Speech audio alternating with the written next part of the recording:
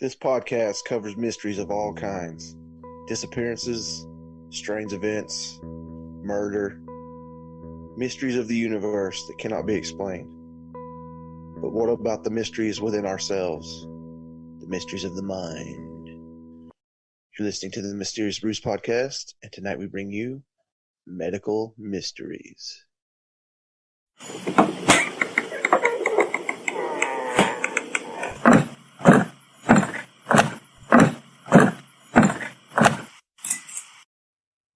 Welcome to a deep, dark, dank, moist basement somewhere in the bowels of Georgia.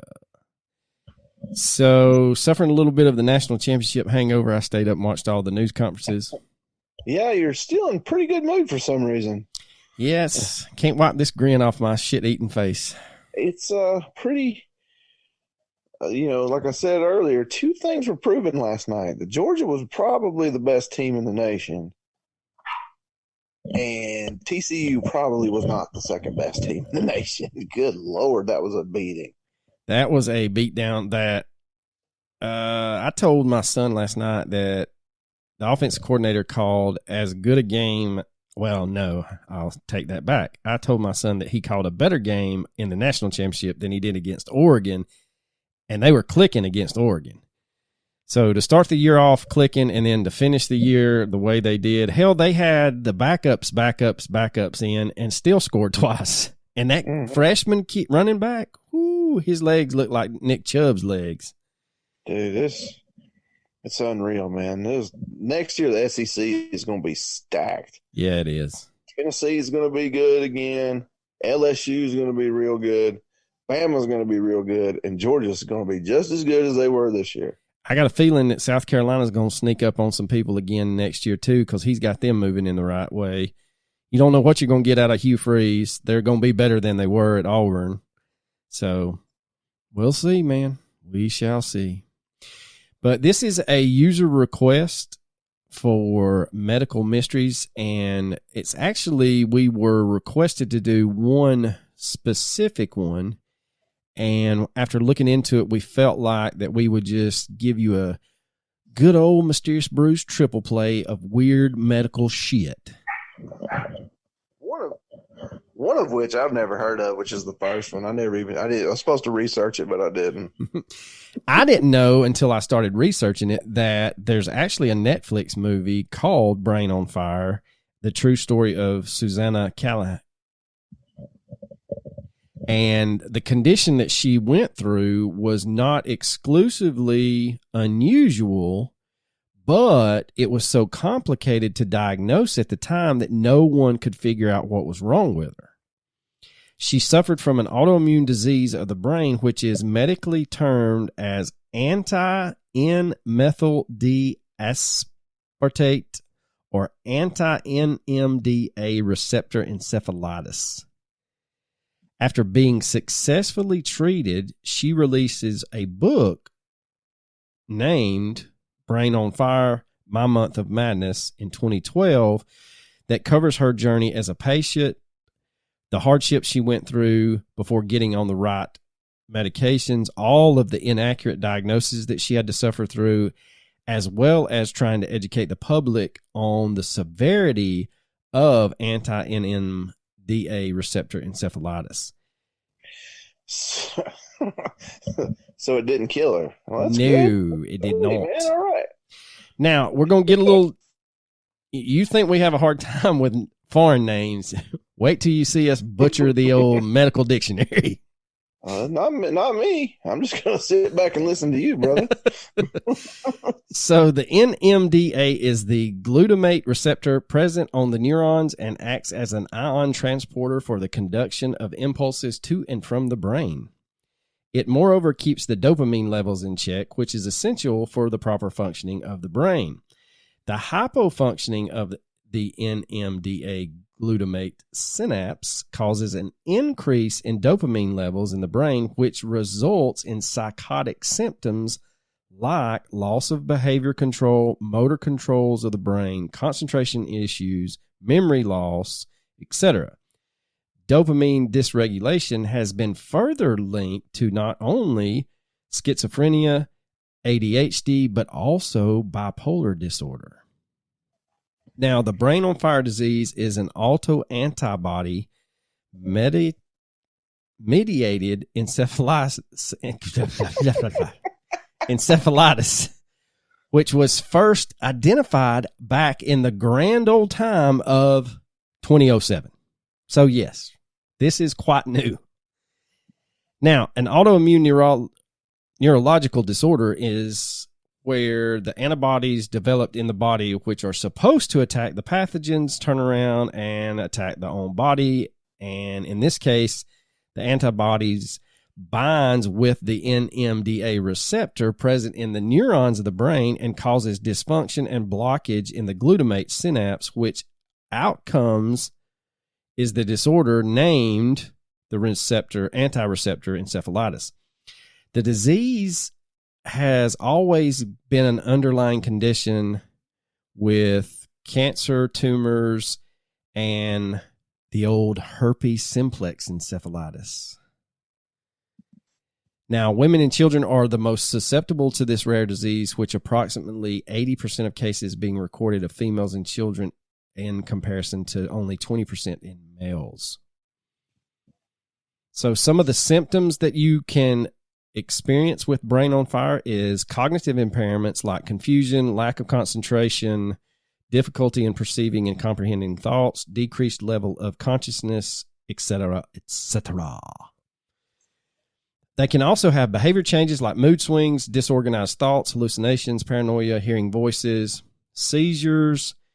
It can also mimic disorders like the tardive dyskinesia, which is the involuntary movements of muscles of the trunk, limbs, face, and so on in patients with a withdrawal syndrome.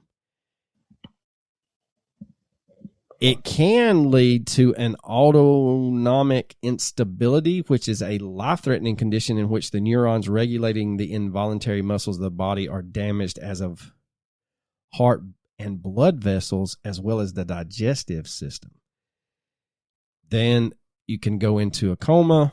You can have cerebral ataxia, which is loss of muscle control and coordination due to the damage in the cerebellum.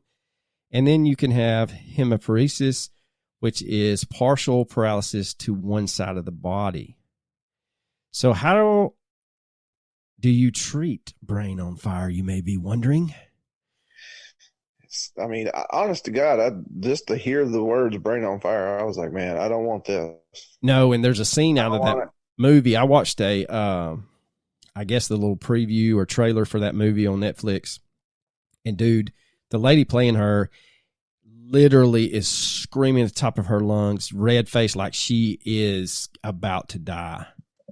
So it's not good, man. That shit not good. Sometimes the good, sometimes the bad. This time's the bad. Sometimes the shit. So the treatment is like any first-line treatments. They basically just throw you some steroids, some intravenous stuff, and some plasma exchange, basically dialysis. If that doesn't work, they'll hit you with a second line of treatments, which are immunosuppressants. Am I even going to? Yeah, let's give it a whirl. Cyclophosphamide, which I got that one. I can't say reduces now. Wait, don't say, oh, let's give it a, should I or should I not? No, that's what people tune in for, is to hear you mangle the English language. I killed cyclophosphamide, and then I could not get reduces. And they also love the part where I ridicule you for it, knowing full fucking well that I would do just as bad, if not worse. So that whole cyclo thing that I just said twice, I'm not even going to try the third time. It reduces inflammation. They can give you a monoclonal antibody. They can give you epileptic drugs to relieve any seizures that you may be having, as well as antipsychotic and neuroleptic drugs. Besides the treatments that we just went over, it is extremely vital that whoever your neurologist is rules out underlying factors like having a stroke or having a tumor, or maybe intoxications that could contribute to receptor encephalitis. Well, I had an Austrian doctor one time, and he assured me it's not a tumor. It's not a tumor at all. Was he in Seattle? Yeah. Where boys have penises and girls have vaginas? Yeah, he's a big dude. Looked like he's lifted weights a few times in his life. But he did. He assured me. It was not a tumor. It was not a tumor at all. No. Killing me here. So the progress of the disease, and I kind of wanted to hit on this, just because it's relatively new, scientists have developed a kind of model to improve the diagnosis and the treatment. They published a article in the Journal of Science Translational Medicine, and they are saying that this study was done at the Volum Institute in the Oregon Health and Science University, and that they have actually developed the most atomic image possible of how the immune system attacks the NMDA receptors. Now, their goal was to cure this crazy disease, but what it's done is they've really gotten a good look at being able to diagnose this fairly quickly because of how the body kind of attacks itself. Of course, our test subjects in this were mice, and so they start testing on the old mices. And they focused in on modeling the disease by immunizing mice with fully formed NMDA receptors. In almost 90% of the mice, certain signs that mimicked the encephalitis developed so that they could recognize the early signs of the disease in order to have more effective therapeutic approach against it. So we've gone over most of just about everything we can. Poor Susan Callahan's story, we may do a deep dive on her because she has had some horrible things. She said that she dealt with cognitive difficulties, reduced memory, convulsions, involuntary movements, reduced speech skills, behavior changes, lack of inhibition. She suffered from hallucinations, paranoid thoughts, severe anxiety, severe insomnia, or sleep disorders. Hey, that's 2 in your checklist, buddy. You might want to go get checked. I'm thinking. I'm like, oh, shit. Like, what? She had... That's not good. She had decreased consciousness, weakness or tingling in the body, balance problems, and change in vision. I think I got about half of those right now. Especially when you drink. Yeah. So... Yeah, man, that's not good. So, well, what do they think causes it? They don't really know what the underlying cause is. It's basically, is that why it's a mystery? Yes, why they call that a mystery, a medical one. But it's all starting to come together now. They were able to, I guess, piggyback off Susanna's case because she was a journalist by trade, and with her writing the book about what she went through, they could kind of, her recalling what she led up to her being hospitalized kind of gave them a lot of insight. But it's crazy, man. It's crazy to think how many people may have suffered from this and didn't know it, or, you know, doctors couldn't figure it out, or they suffered in silence and then just died, you know? Yeah, and it's weird how the immune system recognizes, or I guess gets cross-wired to think that one of those receptors is basically a foreign body, and they start attacking it, which causes brain inflammation. So, yeah, I mean, that's some crazy shit going on. So, you know, again, there was some frequently asked questions in one of the medical journals I found that was not behind a paywall. And it says, what are the symptoms of this? And it said that the symptoms, like we said, could include seizures, altered consciousness, catatonia, and autonomic disorders. So they're very vague. And then the treatment is basically an intravenous immunoglobulin. God, I killed that. Immunoglobulin.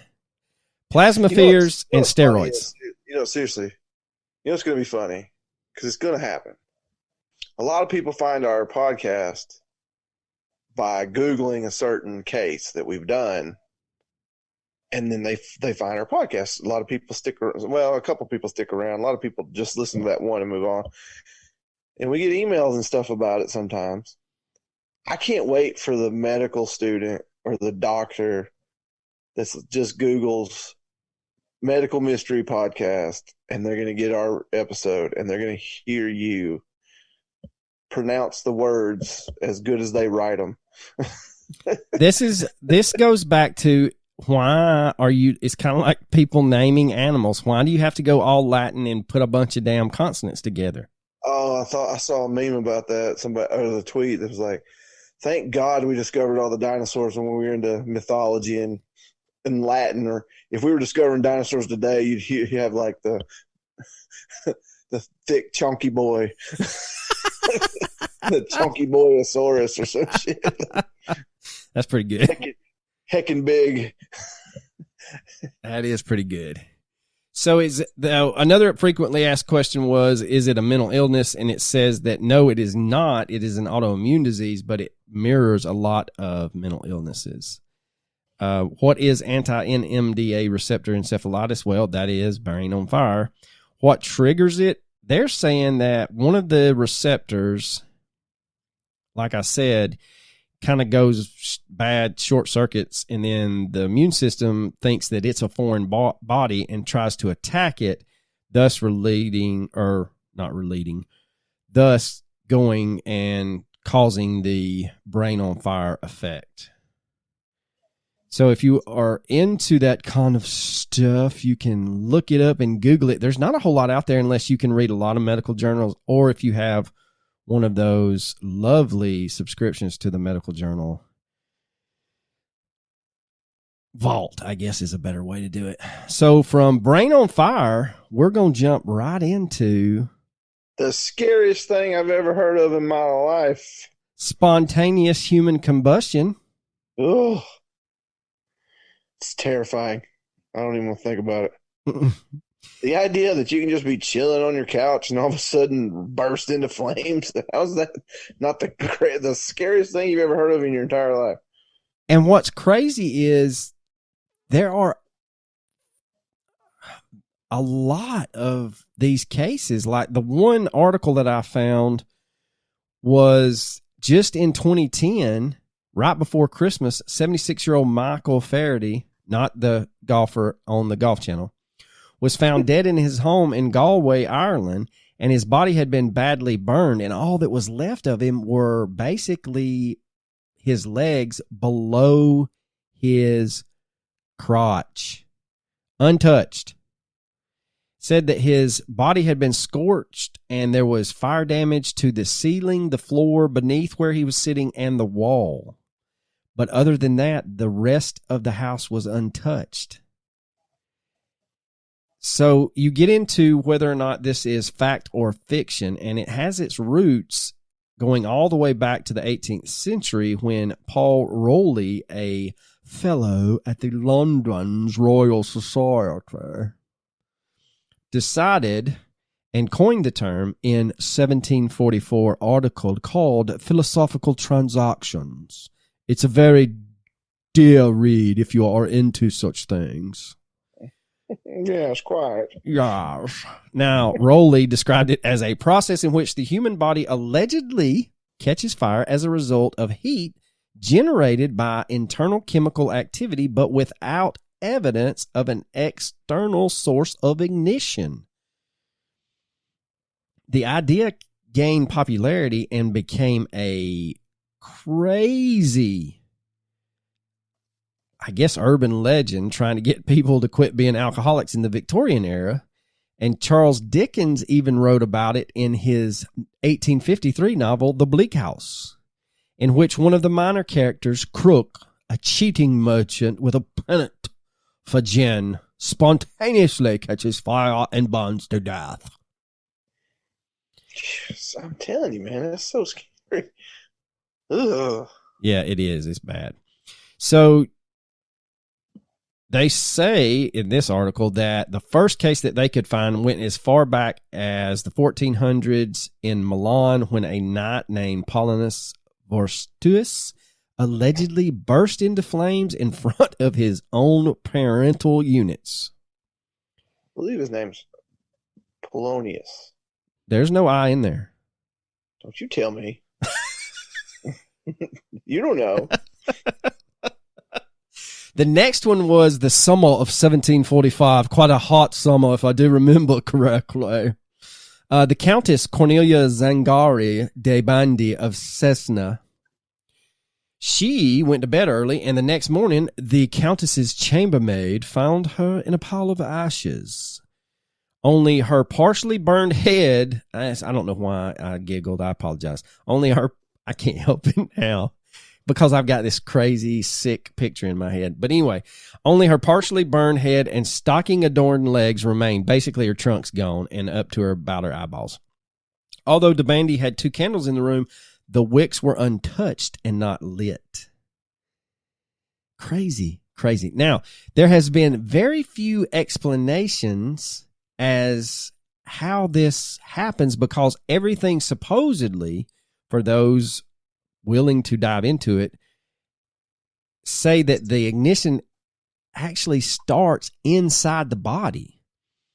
And I don't know if it was Unsolved Mysteries or one of those shows back when I was a kid did an experiment, and they somehow got a pig to burn, and basically the fat from the pig was kind of like the wax of a candle. Once it started, it just burnt through all the fat and continued to burn, but they couldn't replicate the high temperatures.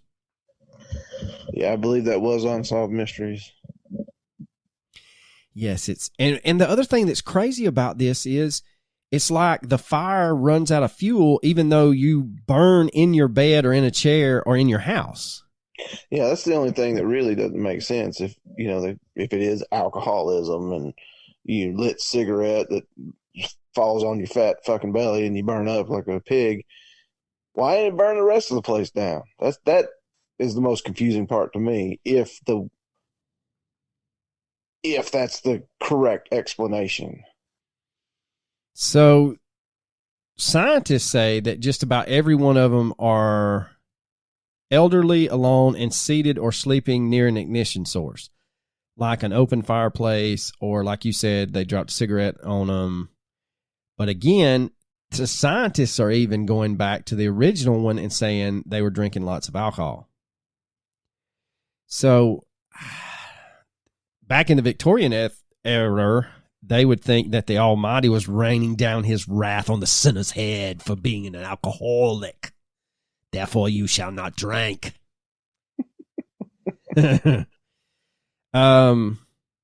What's even weirder is the fact that a lot of times spontaneous human combustion, like I said, happens to elderly people, but they're more likely to have a stroke or a heart attack.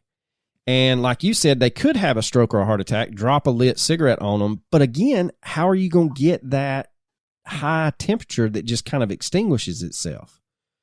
So I don't know about all that, man. I don't know about all that. Now, there's been 10 of the most famous cases. We've kind of hit on some of these. We did the Irishman back in 2010. We did the first case, the Countess. There was one in the 70s. Jeanette Kesmerzak lived with her husband and son in France, and her husband disappeared mysteriously. Jeanette contacted the authorities to try to find her husband and her son, and they couldn't find anything. A few days later, they find her son out with some friends, and a neighbor finds Jeanette's body except for her legs. They were all in ash. Mm. And then very disturbing pictures. Yes, they are. In 1967, a passenger on a bus in England noticed blue flames in the window of an apartment building hallway, and she thought it was a gas jet and called the fire department. When the fire brigade over there, when they got there, they supposedly found the body of Robert Francis Bailey, a homeless man, and a fireman reported seeing a slit in the man's abdomen from which the blue flames were leaping from. What's even crazier is Nicole Millette, the wife of a Parisian innkeeper in 1725, was found after her husband roused the entire inn when he smelled smoke. What was left of Miss Millette was in the kitchen and almost completely reduced to ash, with the wooden utensils around her unburned portions. Other accounts of this have her burned on a straw pallet, with the straw only having smoldering damage. Now, her husband said that this looked very suspicious, and when he contacted authorities, they turned their attention to him and tried his ass and found him guilty of murder. He appealed it and used the spontaneous human combustion defense and was exonerated all the way back in 1725. And Nicole's death was written down and found to be due by, quote, a visitation of the God Almighty. Oh, man. You don't want that. No. You fucked up. No. If God himself visits, you fucked up. Yep. I'm out. I'm going to see myself out. See y'all. Y'all hang on right there. All right. So the next one is in St. Petersburg, Florida. A landlady was making her rounds in her apartment building when she noticed one doorknob was incredibly hot. The tenant, Mary Resner, did not respond to her calls, and so she called for people to open the door. Inside, she found Resner's remains in the middle of a 6-foot scorched area of carpet. A chair and an end table in the middle of the scorch mark were upright, indicating that they had no activity in the fire. Nearby on the floor, they find a pile of newspapers, which were not touched by the flames. The body, on the other hand, was reduced to ash except for a skull and a completely undamaged foot. Some reports, which might be exaggerated, say that the skull had shrunken down to the size of a teacup. Pretty sure that don't happen, but okay. Yeah, that sounds a little too... someone's catching on fire for no reason and burning to death. Yeah, but their skull shrinking? I'm out. So the last two are pretty crazy. Now, we got the old boy that won on appeal for saying that God torched his wife. Well, we've got another guy, Jack Angel, who had been hospitalized with severe burns, brought a court case against the manufacturer of his hot water heater for $3 million. He said that he went to check the malfunctioning heater and it blew and scalded him. However, a doctor noted that his body had burned from the inside out, not the outside in. Shortly afterwards, he changed his story and said he fell asleep only to wake up with terrible burns all over his body, and sold his story as a survivor of spontaneous human combustion. So was he one of a handful of people to survive? I don't know, man. What say thee? I don't know, man. I think if your body is going to spontaneously combust in flames, I don't think you're walking away from it. Yeah, I don't either. If this is a genuine medical mystery, I don't think anybody's walking away from it. You know what I'm saying? Yes. Your body catches fire from within. How are you putting that shit out? That's a damn good question. One that I don't have an answer to. So the last one I wanted to go over was what they're calling the witnessed case. This is only one case of human combustion for which there was a witness. A mentally disabled woman lived with her father who cared for her. One day, he saw a flash out of the corner of his eye and turned to find her on fire.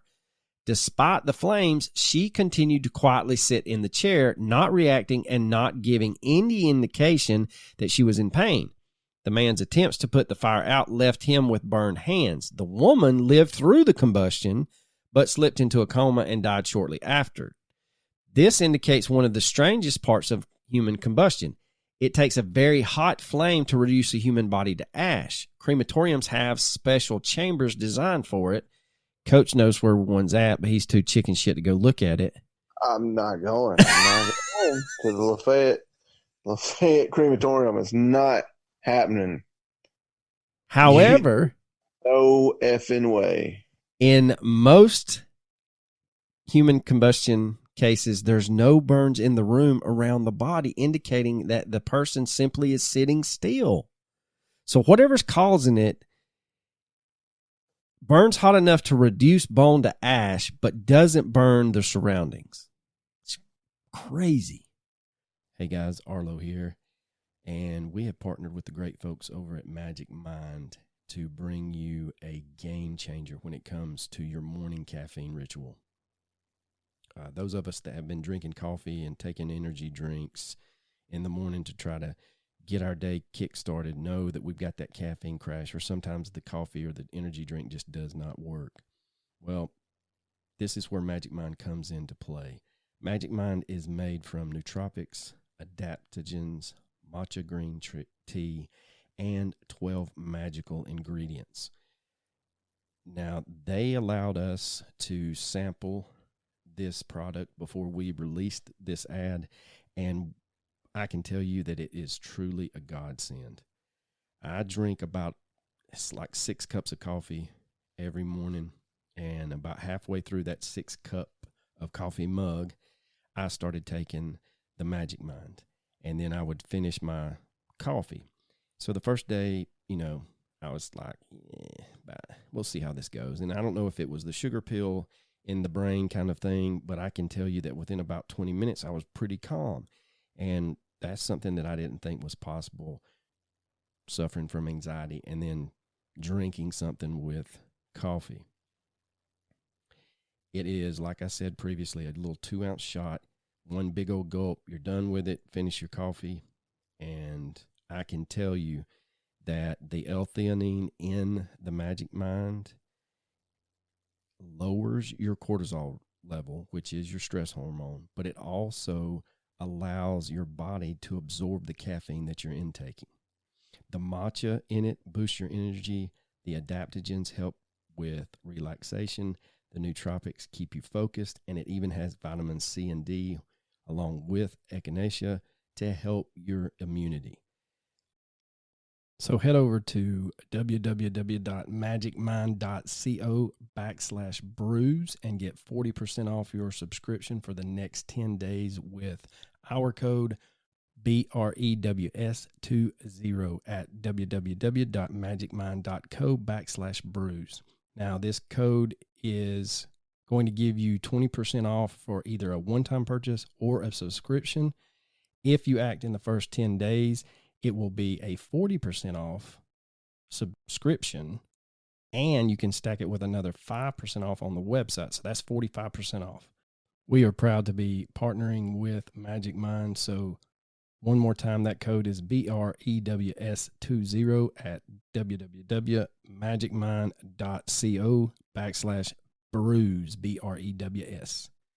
And we are going to wrap this medical mystery episode up with one of the more stranger things that I could find when looking for 3 cases, and I figured, why not? We do strange shit. And it is the Jumping Frenchman of Maine lumber camps. Now listen, we might not be able to explain what happens to these guys, but I can relate to what goes on with these guys. I can, I'll explain why in a minute. So in 1880, Dr. George Miller Beard boarded a train for Moosehead Lake in Maine to see for himself the strange lumberjacks known as the Jumping Frenchmen.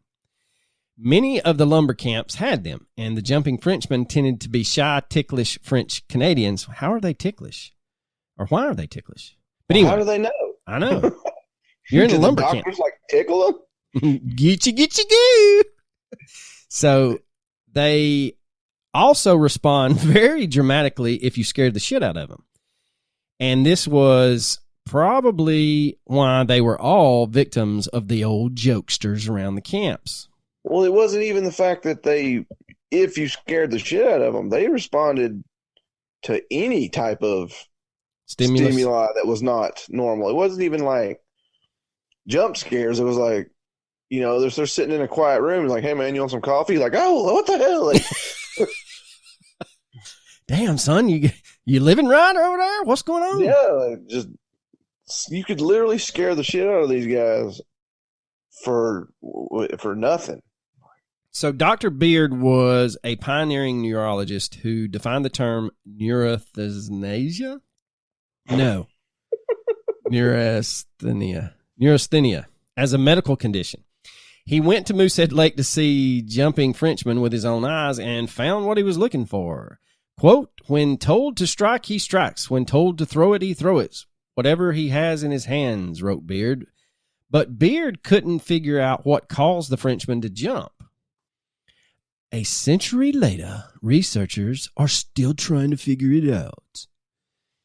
And see, like I said, I don't know how to explain it, but I can relate to him as, man, when I'm on one of my insomnia kicks and I ain't slept in several days, everything scares the shit out of you. Like any change in noise that you're not expecting, and it doesn't even have to be loud, will just literally terrify you.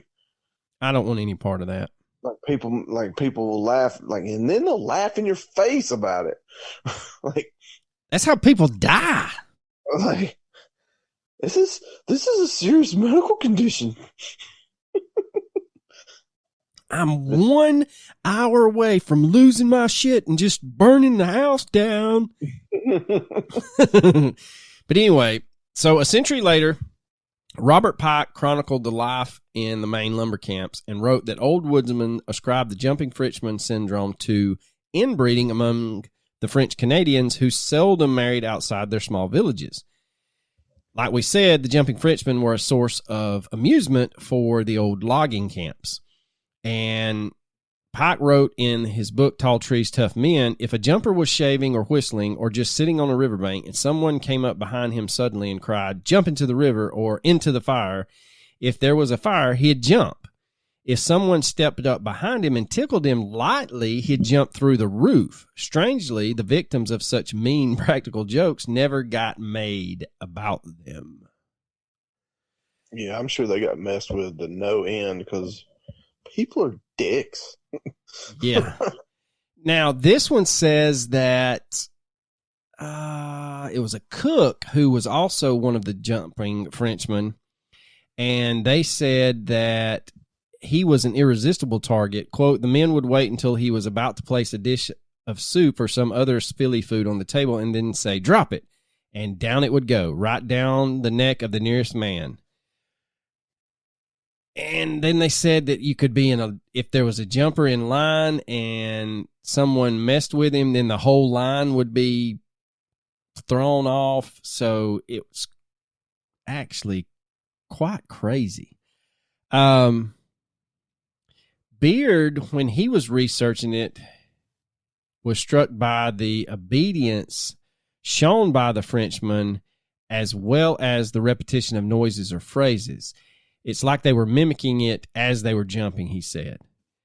Beard recited Latin to a lumberjack and, quote, he repeated or echoed the sound of the word as it came to him in a quick, sharp voice at the same time he jumped or struck or threw or raised his shoulders or made some other violent muscular motion. They could not help repeating the word or sound that came from the person that ordered them. So this is almost like a Simon Says that's involuntary. And you said that they think that it was caused by inbreeding? Well, that's what Pike thought when he investigated. We could go to Tuscaloosa right now and disprove that.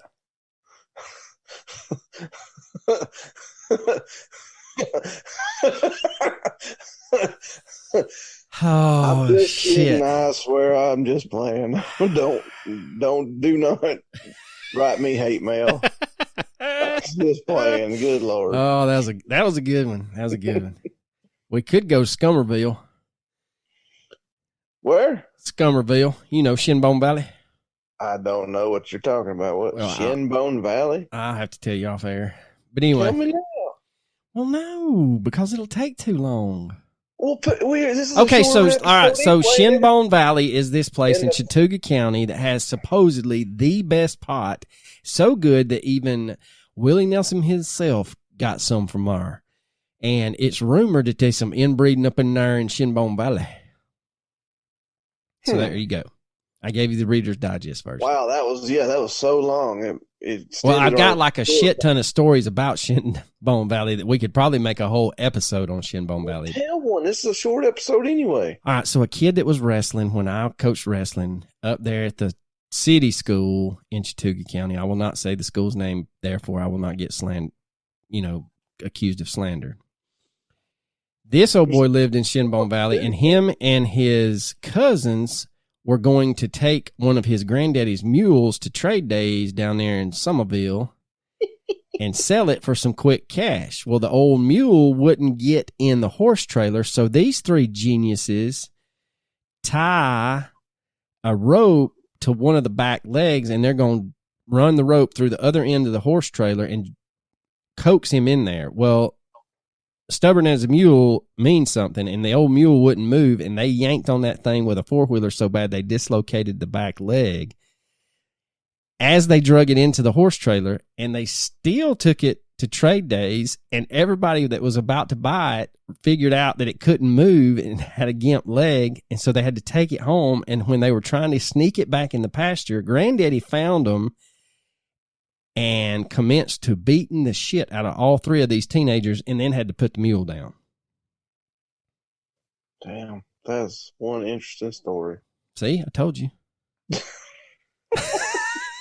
No, say it. Tell it. Oh, that's a short story. Tell it. You said you got a million stories, and that's the one you chose? Well, that's the cleanest one, and I didn't want to call somebody out for hanging their nutsack on one of them little rolly things on a double door in the school. Okay, now we got to know this one. The hell? You don't want to be too dirty on the fucking cuss word podcast? No.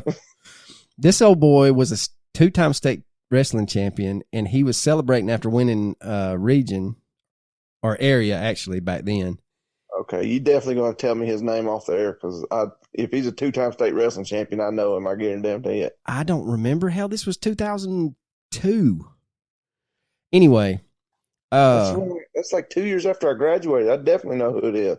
I still don't know the kid's name. We just called him. I'll tell you what we called him later. But anyway, so he's celebrating when they get back late from area, and he's going to be funny before he takes a shower in the locker room, and he starts acting like he's pole dancing on that little metal I-beam that's between two doors going out of the gym. Yeah, and you know how they got those rollers for the locks? Well, he snags one of his old nut sacks in one of them rollers, and it pinches it so bad, and it gets caught. They had to get someone over there to reverse the roller to roll his nut sack out. No. Yes, sir. Next time you're trying to tell a story and one of them is about a donkey and the other one has involved someone having to have their nut sack unrolled from a door, go with that one.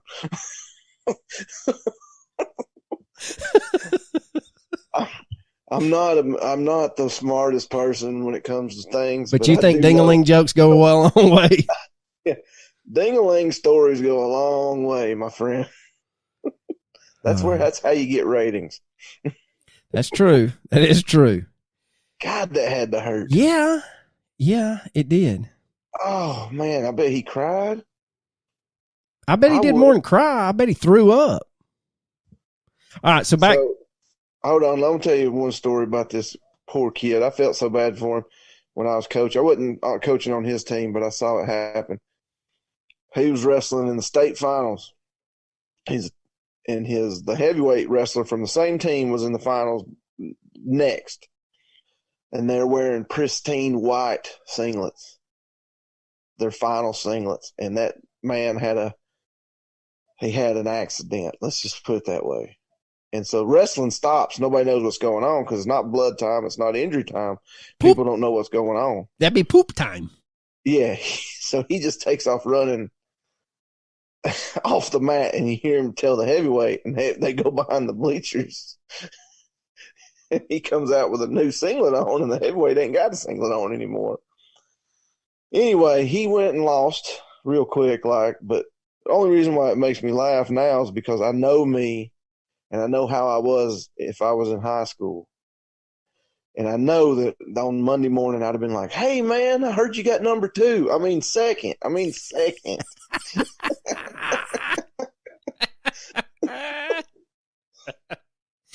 He's a super good kid, though. I did know him. Again, I didn't coach him, but I did know him. He's a super nice kid. I hope he's doing well in life. Oh, all right. So back to the Jumping Frenchman. Beard eventually. Oh, shit, I thought we were done with him. No, Beard. Whoa, there cut out. Beard eventually said that he thought that the Jumping Frenchman syndrome started in childhood and lasted a lifetime and rarely occurred in women. Of 50 jumping Frenchmen in northern Maine, he found 14 cases in 4 different families. He didn't conclude that the syndrome was genetic, but speculated it was a temporary degeneration that resulted from life in the isolated lumber camps. Now, he did spread his research around the world and searched for a global variation of the Jumping Frenchman syndrome.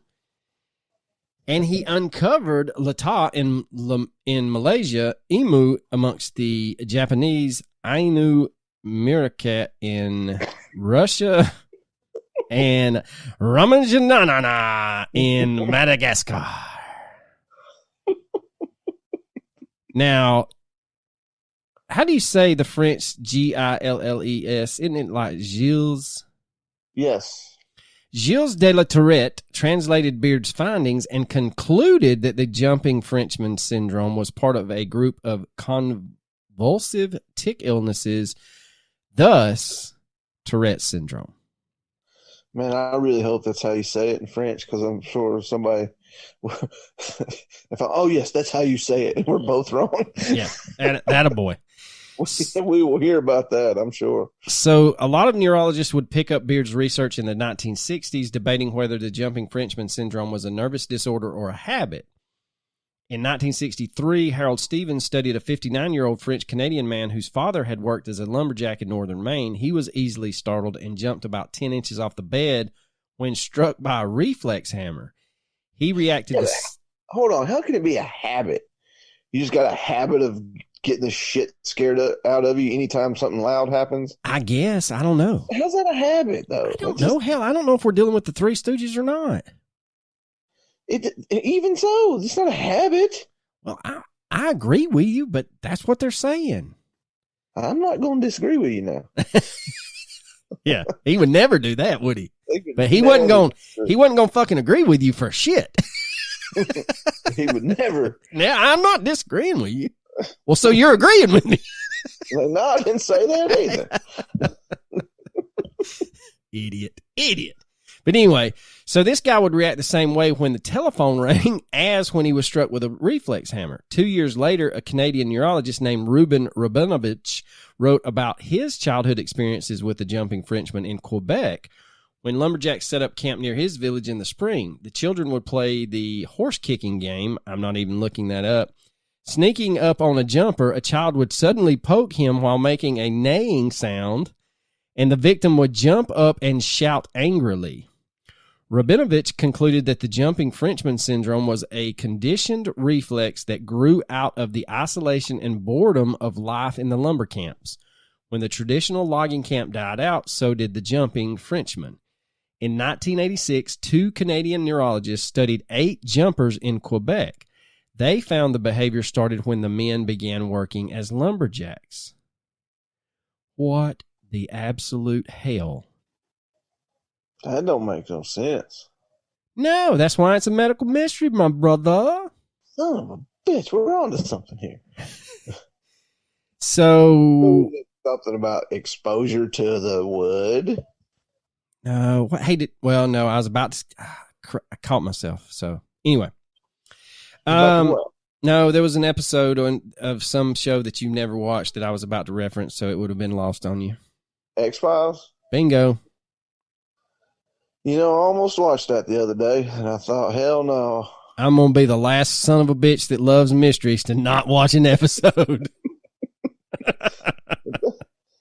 Well, they're fake mysteries. I like real mysteries. Well, there's a little bit of realism in some of their stories, because I will pause it and be like, does this have any truth behind it? Has anyone ever said anything like this? And sometimes they just take, what do you say, fictional creativity to it. But anyway. I got you. All right, so let's get into recommendations. So did you happen to watch the Missing 411 UFO? No, not yet. I need to, though. Yeah, you do, you bastard. It was on my to-do list. I just never did it. Yeah, imagine that. So I'm going to recommend another one. It's on Netflix, and you have to take this when I say it. You'll either eye roll or you'll be like, I might could watch it. So it comes from our longtime listener, Mr. Terry Andrew. He is the one that told me about it, and it is Graham Hancock's series, Ancient Apocalypse. Ooh. They're about 30 minutes to 40 minutes long. There's 8 episodes. I've got through the first one. He makes a great case for what basically he says is an ancient advanced civilization that far exceeds what modern science will allow, and archaeologists are refusing to look into these sites around the globe. He's been on Rogan a bunch. Rogan is one of his fans, I guess. One of the last ones was episode 1897 with Graham Hancock and Randall Carlson. They do a pretty good job. Graham Hancock is kind of controversial in the fact that he's got some fringe shit out there, and he's wrote a ton of books about it. So either you are a Graham Hancock fan, or you're not, or you are interested in what he says and kind of take his research with a dose of skepticism, I guess, healthy skepticism, and research it on your own. So that's my recommendation, Ancient Apocalypse on Netflix. Well, I happen to have a recommendation from Netflix as well, and I was hoping it'd be the same one. I was going to be like, oh my God, no way. What is it? Are you watching Prince Harry and Meghan Markle? That's on Hulu, bro. I'm pretty sure they got a Netflix special too. No, it's on Hulu. Trust me, because I'm watching Sons of Anarchy again. Because you'll never guess what series I just finished for the very least the 9th full time. Justified. I sure did. Literally 3 days ago. Anyway, this is a 3-part series. I got to finish. I'm halfway through number 3. I fell asleep, but must be riveting. It was really good because I turned it on to try to go to sleep. I ended up watching 2 hours of it. Dang. Anyway, it's called Eat the Rich, the GameStop saga. Talking about when I know where this is going. Go ahead. Wall Street Bets on Reddit decided to fuck over the hedge fund guys, which is amazing and awesome, and it's very good. I am interested in that. So, very good, sir. Very good. Very good. All right, ladies and gentlemen, that just about wraps it up over here down in the basement. Coach, you got anything else for our lovely listeners? Next time when we bring you some more wacky adventures of Coach and Arlo. That's right. Deuces.